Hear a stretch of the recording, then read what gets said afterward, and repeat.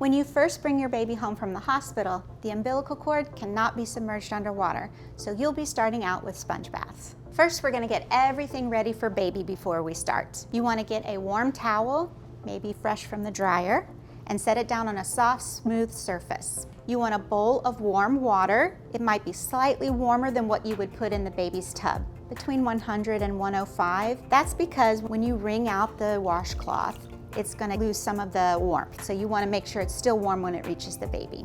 You want another clean washcloth, another container with some warm water for rinsing. You'll be using just a single drop of soap in your water. That's enough to help clean the baby.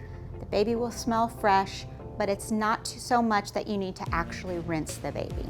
You'll want a fresh change of clothes for the baby and a clean diaper, and then a towel that you swaddle the baby in. Make sure you're laying your baby down on a warm padded surface. Remember, if your baby is on a changing table or on the countertop, you never leave the baby alone. You stand right next to them and always have good control over their body.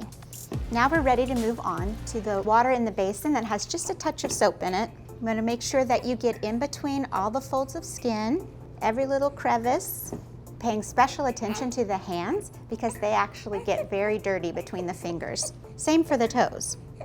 You want to make sure that you're rinsing out your washcloth between each area. When we get to the diaper area, it's pretty much the same as when you're changing the diaper as far as hygiene. You'll remove the diaper and make sure you're cleaning from front to back. You can leave the cloth a little bit extra wet to help get in between the folds and behind. You can always roll the baby to the side to make sure that you cover the back area as well. Put your fresh diaper on the baby. After that, swaddle the baby and we'll shampoo the baby's hair. I like to hold the baby in a football hold with their head over the basin or over the sink. Start with your warm water and then you get their hair wet. Use a single drop of baby soap or shampoo.